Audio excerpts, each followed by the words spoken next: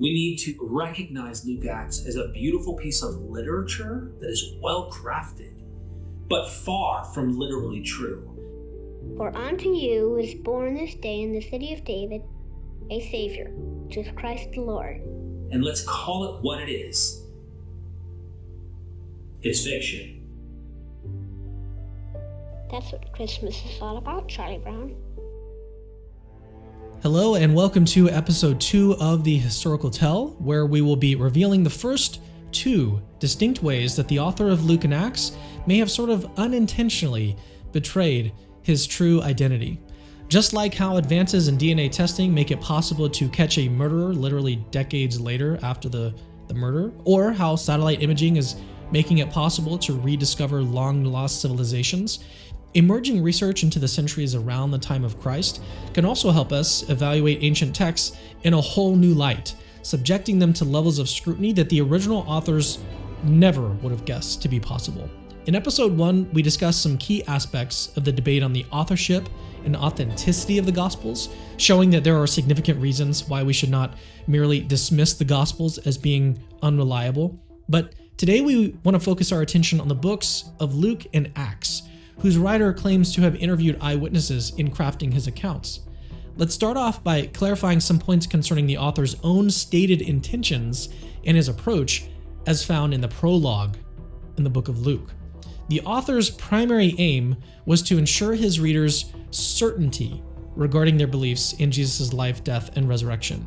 So while skeptics often assert that Luke's narrative is more imaginative than factual, his prologue literally claims the opposite. These statements may appear sort of straightforward to us, but their specific wording was actually more nuanced for readers of that time in history. Our clue here is the precise terminology he uses, because in the ancient world, Thucydides was considered the pinnacle of historical writing due to his insistence that historians should focus on recent events and rely on eyewitnesses as their sources. Anything less than that was deemed unreliable. And Luke claims that his account does both, as well as that he fulfilled the historian's obligation to thoroughly research before writing. According to Josh Peters, a specialist in ancient historiography, Luke was sending a clear message to his readers here. Luke signaled, by means of the prologue, his agreement with Thucydides' views on history writing, and by and large, all ancient historians emulating the model of Thucydides make these types of claims in their prologues, and the author of Luke's gospel follows this pattern. Suppose that we were reading Luke's gospel for the first time. What would we have thought that Luke is claiming? Do you think that we would have thought that Luke is claiming to have interviewed living eyewitnesses? In short, yes, it's clear that is the claim. So the issue at hand isn't just about Luke's claim and what it means, it's whether or not it's true, or if it was intentional misinformation to cause his readers to sort of respond in the way that he wished them to. It's about the larger problem of fake news that we're all a little bit too familiar with. People can kind of get away with claiming just about anything if there are people who want to believe what they're saying is true. These allegations are false. But I welcome this kind of examination. Fake news. Is that the case with Christians over the last 2,000 years, believing Luke's claim of factual basis for his accounts? Or is it just a matter of faith? Or is there another line of evidence that can give us more to go on? Luke Vandeweghe has made that a focus of his book, The Historical Tell, which expands on his research that first appeared in the Cambridge University's New Testament Studies. When Vandeweghe was in town, I asked him to explain what he calls the 5 historical tells found in Luke and Acts, and then to shed some light on why he spends a full 3 chapters in his book examining Luke's use of names, the first tell. So we want to look at patterns in Luke's text that are very subtle, would be very difficult for Luke to mimic, and very easy for Luke to forget or to report inaccurately, to get wrong. And names are perfect for this, simply because they're so easy to overlook. Have you ever forgotten someone's name? Every day. Yeah, we all do. Does anybody have his name quick? Yes, it's Eddie. It's not Eddie. It's Evan. Or Hank. His name is Hank. Now let's say I were making up an account that happened in the early 1900s. I really like the name Wendy because my daughter's name is Wendy, so I make my main character's name Wendy, and I try to make the work look as historical as possible. The fact that I picked the name Wendy in this case would actually reveal that I'm a person later on writing a work of fiction, because Wendy was actually made up by the writer of Peter Pan. And Wendy didn't become a popular name until like the 1960s when the Disney movie came out. Getting one of these little details right or wrong can reveal if they're writing a work of history or fiction. I had always assumed that there wasn't much variation in the names used in the Bible, but it actually makes sense if you consider modern trends in baby names. Names like Noah and Liam that were less popular in 2011 became highly popular by 2020, while names like Matthew saw a decline. But if a fictional writer were to create characters in a historical context, this pattern of popularity would be pretty valuable evidence, but Luke's access to such data was pretty limited. So your book claims to build on some of the observations by Richard Bauckham in his book, Jesus and the Eyewitnesses. Yes, and you really need to hold together three concepts simultaneously. The first concept is the fact that as scholars have cataloged and digitized the names of about 500,000 ancient persons that one can search, and they will give you approximate naming statistics for a particular place and time in history. Richard Bauckham, 20 years ago now, took one of these databases by a Jewish scholar named Tal Alan, and he compared the naming statistics of her database with the naming statistics in the Gospels and Acts. And so, for example, he determined that the two most popular names in the Gospels and Acts is Simon and Joseph among males. And those two names together, about 18% of males have those in the Gospels. Well, sure enough, in Tal Alan's database, 16% of all males have those names. So there's a congruency there between the two data points.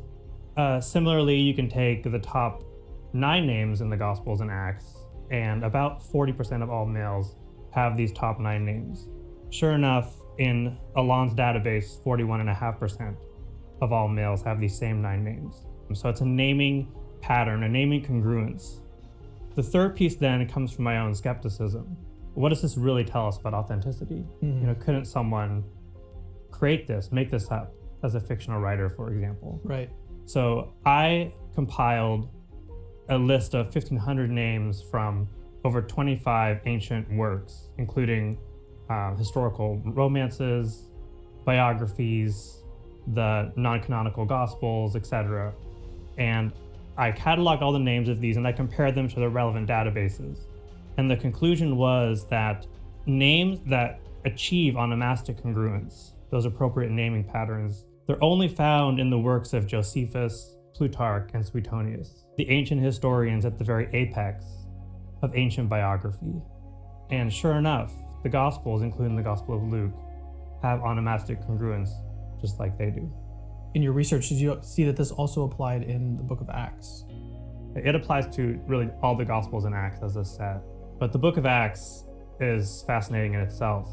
Of course, it's the part 2 of Luke's 2-volume work, where Luke is focusing on the early church, and then specifically on Paul's missionary travels.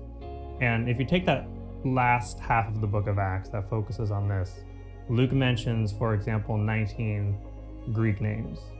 Well, 2 of these Greek names, Damaris and Lydia, are almost completely unique Greek names in the ancient world, to the extent that certain scholars have in fact published papers arguing that Luke made up these names because they're so unique.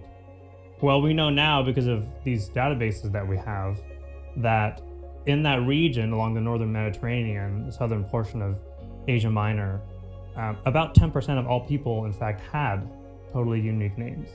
So the fact that Luke has 19 names, 2 of which are unique, that fits perfectly in that context. You can take another feature of these names, the fact that 3 of them are theophoric.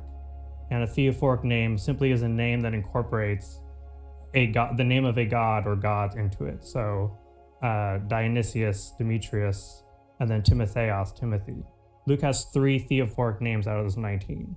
And sure enough, that is a completely appropriate naming pattern for that region at that time.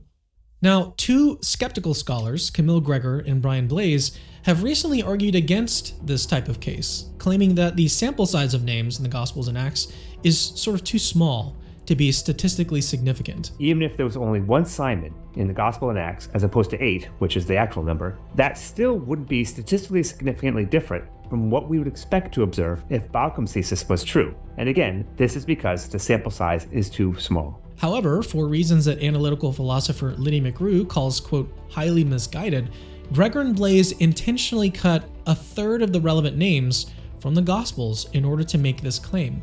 We will cut the bike down the middle and give half to each of you. What? But note how Van de Wey also describes onomastic congruence in terms of accurate and intricate naming patterns. But Gregor and Blaise never factor in the intricacy part. Not only do they incorrectly analyze the name popularity statistics, they also don't consider the ratios of different name origins.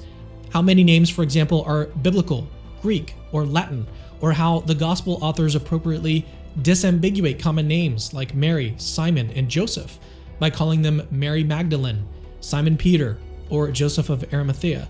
But they don't do this with rarer names like Bartholomew, Cleopas, or Nicodemus. Jesus had 2 of his 12 disciples called Simon. One was Simon with an extra bit, Peter or Cephas. One was Simon with an extra bit, the Zealot or the Canaanite. So you've got a disambiguation. And then you read other disambiguations. Jesus went and had a meal with someone called Simon the leper, but he wasn't a leper at the time because people were sitting around having a meal with him. Maybe Jesus had healed him. Simon of Cyrene carried the cross. Simon Peter in the book of Acts stayed with someone called Simon the tanner or the leather worker. So you find that they make sure that these most common names are distinguished and not the less common names. Now, how could someone making up stories outside the land do that? Okay, so I never would have guessed that those hard to pronounce names in the Bible could give us so many clues. So the names used by Luke align with patterns that researchers have identified for that time period, giving us our first tell. The naming patterns used in Luke and Acts match historical, non-fictional records very closely. Skeptics like Gregor and Blaise even admit that Luke, in particular, demonstrates accurate knowledge about names in Palestine, but then try to explain this away by suggesting Luke relied on Josephus. And again, even New Testament scholars who don't think that the Gospels are based on eyewitness testimony argue that it was specifically the author of Luke Acts who was better informed about what was going on in 1st century Palestine. He knew who ruled where, he knew names of some of the Jewish rebels and so on. So for example, if he used the works of Josephus, which of course contain a lot of named 1st century Palestinian Jews, it's not difficult to imagine that he would have at least some idea about which names are appropriate to use for any invented Palestinian Jewish characters. This is very, very unlikely, because Luke, rather than relying on Josephus decades later, was a contemporary of Paul and his traveling companion. This gets us to Van de Wey's second tell. But before we get to that, really quick, this 5-part series was made over a period of 6 months and was a huge effort to bring you a quality analysis of this new research into the Gospels. If you're enjoying this series, want me to be able to create more of this type of content, please consider becoming a patron. And you can also subscribe to the channel. Links to those are in the description.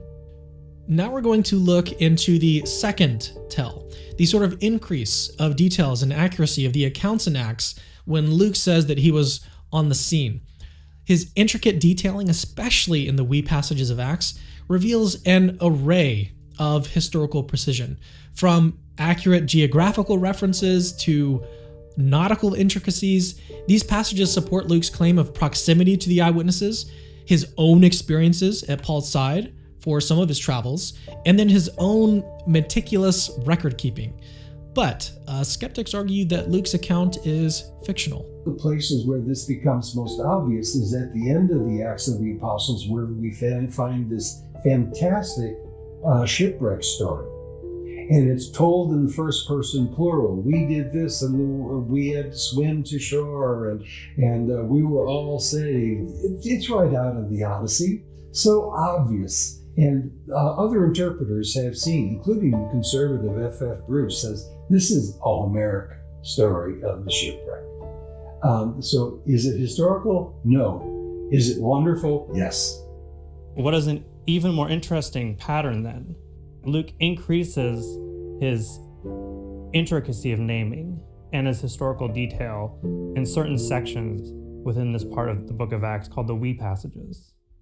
These are passages where Luke claims to be present by using the first person plural verbal form. And especially the last we passage is really fascinating because it captures what is perhaps the most historically accurate shipwreck account in all of antiquity. Luke recounts his journey that he's on with Paul, where he names 16 place names.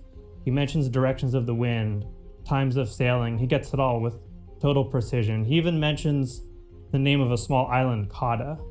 Luke is the only ancient writer who gets the location of this island correct against the extant ancient geographers. He even recalls it in its local dialect.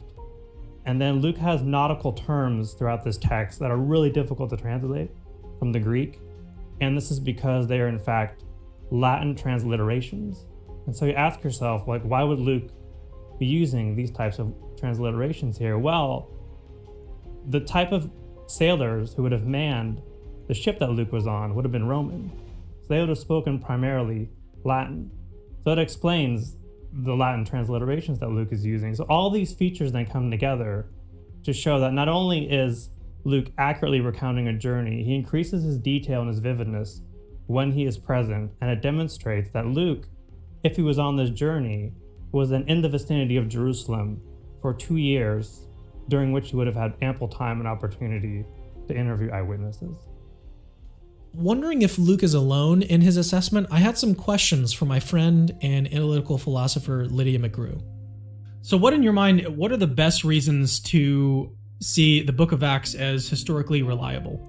The Book of Acts is just amazing. There is such a wealth of material confirming it. So I'm just going to give a few of the external details in Acts that are confirmed. The one chapter where they are talking and the people think that they're gods.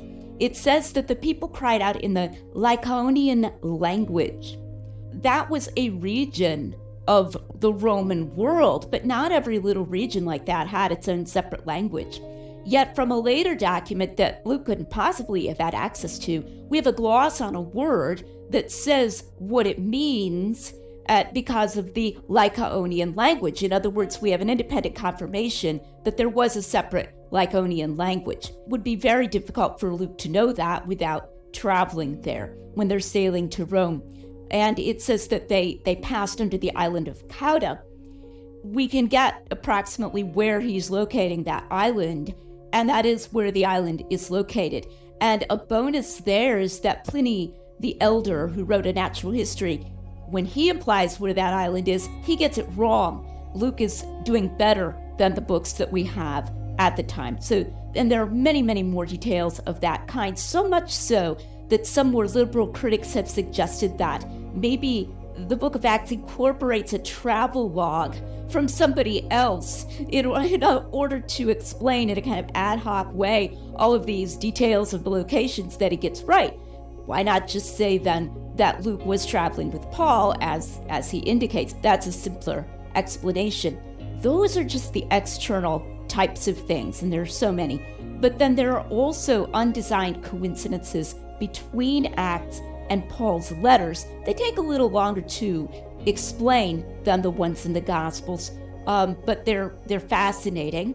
And yet there are also these little differences that make it quite clear that Luke is not attempting to base Acts on the epistles. Things like how long he spent in Thessalonica. If you read just Acts, you might get the impression he spent a shorter time period. It doesn't say that, but you might just get that impression. Then if you read the books of Thessalonians, if he were basing it, he would smooth that out and make that clearer. So I think it's quite clear that Luke's access to the facts is independent of the epistles, and yet it intersects with the epistles in so many fascinating ways. Okay, so Luke is listed as Paul's traveling companion on a few different occasions. I then turned to biblical scholar Craig Keener to find out if that has a noticeable effect on his accounts in the book of Acts. What is the most compelling reason to believe that the author of Acts, Luke, was a traveling companion of Paul? He says so. Normally, in antiquity, if somebody says I or we in a historical work, they actually mean that they were involved in it. People try to get around that, but that's just normally what it means. The ways people have tried to get around it, sometimes they'll say, well, he's very precise in the we material, so maybe it's a travel journal, which I think is true. It probably was a travel journal, but whose travel journal was it? I mean, the we picks up in Troas, goes to Philippi. When Paul and Silas leave Philippi, the we stops and picks up again when Paul comes back years later to Philippi, and then carries through most of the end of the book of Acts. So Luke is claiming that he was there.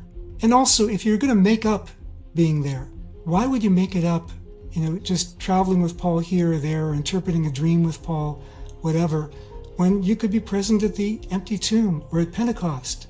But that's not the way it is. All right, so what do you think? Are these two tells enough, or do you still need more evidence to decide if Luke was telling the truth or not? We'll pick up in the next episode with the third tell, Semitisms, and the specific qualities of language that come from eyewitness testimony. If you're enjoying this video series, please make sure to check out Luke's book, The Historical Tell, or his more scholarly version of the same argument, titled Living Footnotes in the Gospel of Luke. You'll find links to both of these books, as well as more information about our other contributors in the description box below. And then lastly, be sure to like, subscribe, and leave your comments below.